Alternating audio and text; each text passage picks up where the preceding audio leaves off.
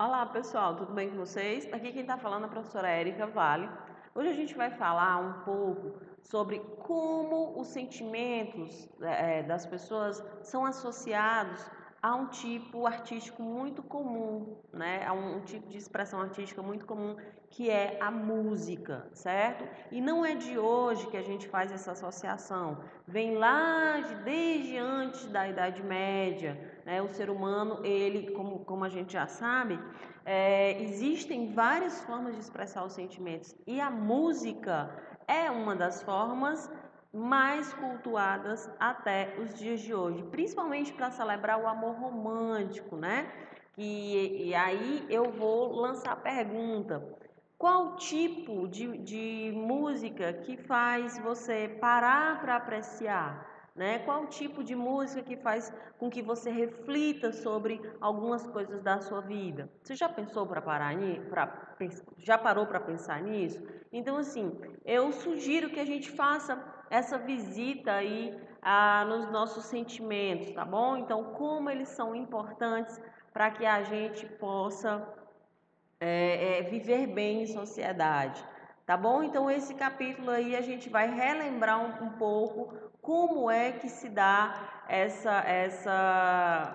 como é que a gente pode fazer, como é que a gente está acostumado a ver o tratamento dos sentimentos pela música, por essa expressão artística, tá certo? Então, tem umas músicas que a gente e gosto de escutar, para quê? Para relaxar. Tem outras músicas que são feitas para a gente se divertir, né? Tem umas músicas que quando você está jogando videogame, ou então quando você está com os teus amigos, você gosta de escutar, né? Algumas músicas de filmes. Então, cada música é de um gênero musical e cada música ela apresenta para você uma gama, um conjunto de sensações que frequentemente o cérebro ele guarda ali e aí de repente você começa a criar sua identidade musical, tá certo? Então a música ela vem pra gente de diversas formas.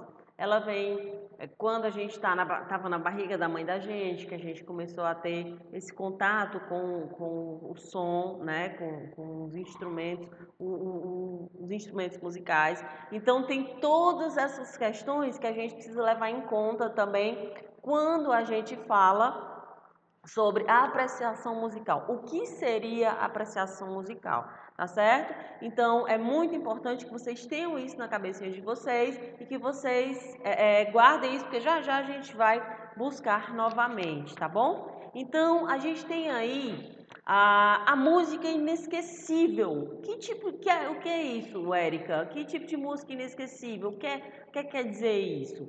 Gente, a música inesquecível, eu acho que todo mundo tem, né? Você lembra de uma parte da sua vida, de um momento bacana que você estava com a sua mãe, com seu pai, com seus avós, com seus irmãos, um passeio que você fez, certo? Então, a música inesquecível, ela faz parte da memória afetiva musical que a gente tem, tá bom? Então, assim, o que a gente tem aí, ó, os compositores do período romântico, eles perceberam que a música poderia representar uma ideia.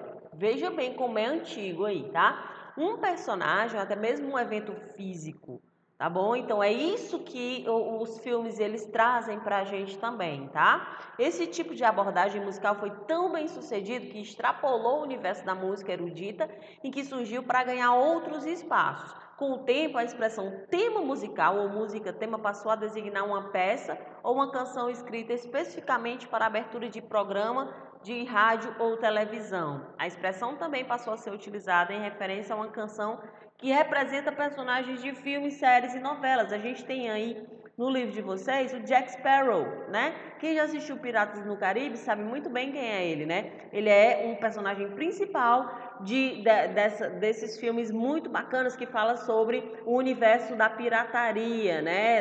Então é um filme de aventura. Então a gente já espera, se vocês nunca assistiram, é uma dica que eu dou aí, tá? Momento cultural. Então dá uma chegada lá, procura esse filme e assiste que vocês vão gostar muito. É um filme de aventura pura. E as músicas, elas são muito dinâmicas, elas são muito rápidas. Então as músicas foram feitas justamente para passar pra gente, certo?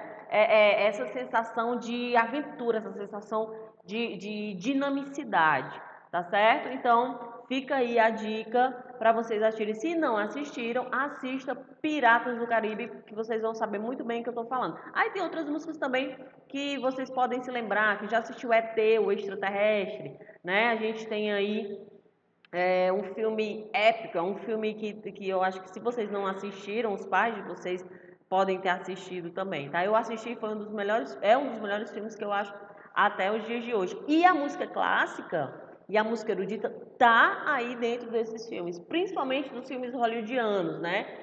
Que a gente é mais acostumado aqui a assistir, tá certo? Então, assim, vamos lembrar aí, tá? Quando a gente estuda uma música, uma dança, algum tipo de expressão artística, gente, a gente precisa entender, para que você entenda, mas você saiba mais do que é que a gente está falando, a gente precisa entender que cada expressão cultural, ela faz parte, né, de uma determinada cultura, de um determinado tempo, tá bom? Então, por exemplo, alguns quadros que foram produzidos pelo Van Gogh, que a gente já viu, né? Foram algumas músicas que foram produzidas no século passado, talvez não tenham tanto impacto hoje, talvez as pessoas não gostem tanto nos dias atuais. Por quê? Porque foi feita para aquela época. Ah, Érica, mas é por isso que existe aquela coisa da gente estudar história. Por que que a gente estuda a história? Para a gente manter vivo os nossos registros, gente. Tá certo? Então isso acontece muito com a música erudita e com a música clássica, tá certo? O que foi a música clássica, Érica? Aonde a música clássica ela surgiu? Ela surgiu lá no período clássico, no início, lá pela metade do século XVIII, por aí, tá certo? Lá século XVIII e começo do século XX. Foi aí que a música clássica ela surgiu, tá certo? E o que é que os compositores eles queriam quando eles imaginaram, começaram a criar essas músicas, né? Eles queriam, gente, vamos ver. Antes a música, ela era celebrada, ela era cantada, ela era executada somente dentro dos grandes salões, né? Então, só uma parte pequena da população tinha acesso a escutar aquelas melodias, aquelas músicas maravilhosas, né? Então, o que é que os compositores da música clássica pensaram? Eles, poxa, a gente precisa fazer com que as pessoas, a maioria das pessoas que não têm acesso, que não sabem o que é essa música, elas tenham esse acesso. Aí foi que eles começaram a fazer, eles começaram a levar as músicas para dentro, para as praças públicas, né, para os grandes salões, tá certo? E aí foi onde apareceram aqueles velhos conhecidos da gente, o Beethoven, né, que a gente já falou em algumas aulas, o Mozart, né, o Sebastian Bach, tá certo? Então, a música clássica, ela ficou muito famosa nessa época, exatamente por essa necessidade, porque os compositores, eles queriam expandir, né? Eles queriam mostrar para maior número de pessoas possível como era e o que era e o quão rica era a música clássica, tá certo? Então, devido a isso, a gente sabe que surgiram as primeiras orquestras, né? O que são orquestras, gente? A gente vai relembrar que as orquestras, elas são grupamentos, elas são um ajuntamento, certo? Um ajuntamento de pessoas, um grupo de pessoas que toca junto, certo? Que executa instrumentos musicais todos juntos, tá certo? Então, a orquestra, ela possui uma formação bem clássica. Até hoje, ela é executada, né? A gente, se vocês forem pesquisar no YouTube, vocês colocarem lá orquestra, aí vai aparecer vários músicos, todos de terno, né? Tocando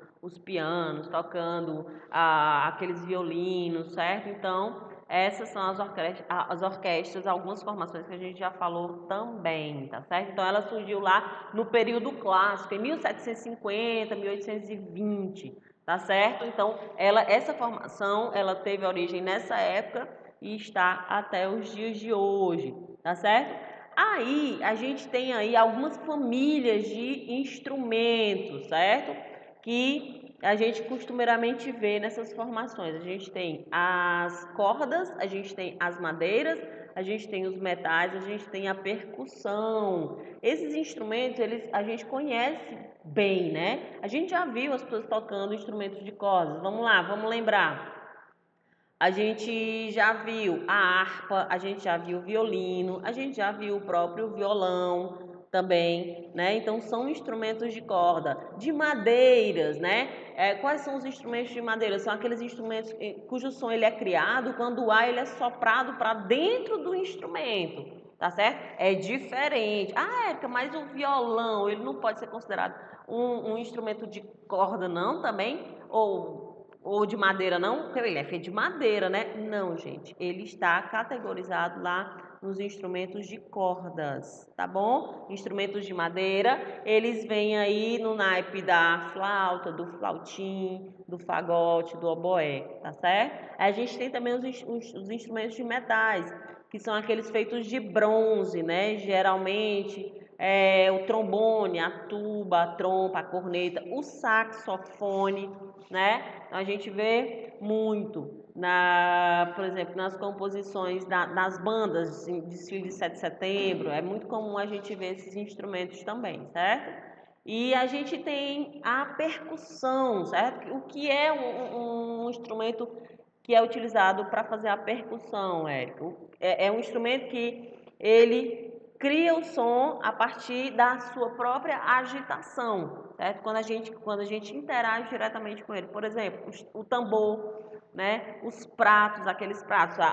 Lembrem do desfile de 7 de setembro, aquelas pessoas que vão lá na frente da banda com aqueles dois pratos assim enormes. A bateria também, lembram? Que tem uns pratos lá que produzem um som mais metalizado, tá? E tem o triângulo, o carrilhão, o tantão, o tímpano, o xilofone e vários outros. O sino também, tá certo? Então, são alguns tipos de instrumentos comumente utilizados ainda na formação da orquestra tradicional, tá certo? Aí vocês vão dizer, Érica, é sempre assim? As formações são sempre dessa forma? Sim, gente. Em toda orquestra existe uma formação que ela é obedecida até os dias de hoje. A gente tem aí instrumentos os metais, a gente tem os violoncelos, as violas, os pratos, a caixa, os trompetes, o tantã, tá certo? Então a gente tem uma série de instrumentos e todos eles obedecem a uma formação e tem a figura central da orquestra, que quem é? Vamos só lembrar, é o maestro, tá certo? O maestro é a figura central da orquestra, é ele que comanda a execução da música, a execução dos instrumentos pelos músicos, tá bom? Então, vamos lá. A gente tem aí também uma coisa muito importante para lembrar, tá certo? As formas musicais do período clássico. Quais são as formas musicais? Ó, lembrando, gente, a orquestra é a formação musical, tá bom? A formação dos músicos, como eles estão agrupados. Aí as formas musicais do período clássico são, por exemplo, a sinfonia, o concerto, tá certo? A gente tem aí o quarteto de cordas e a gente tem a ópera, tá bom? Então a gente tem essas formas musicais que são muito importantes. Vamos só relembrar o que é cada um aí. A sinfonia, né? Ao contrário do concerto, é uma música erudita, que não existe um instrumento solista, por exemplo. Todos eles tocam uma determinada música, mas nenhum músico faz um som sozinho, tá certo? Então, um dos nomes mais conhecidos que fizeram a sinfonia que a gente escuta até hoje, né, é o Ludwig van Beethoven, tá bom? Beethoven é um nome muito conhecido que compôs muitas sinfonias maravilhosas. dessa mais essa dica para vocês procurarem no YouTube para estudar o Beethoven, tá? Aí a gente tem o concerto, certo?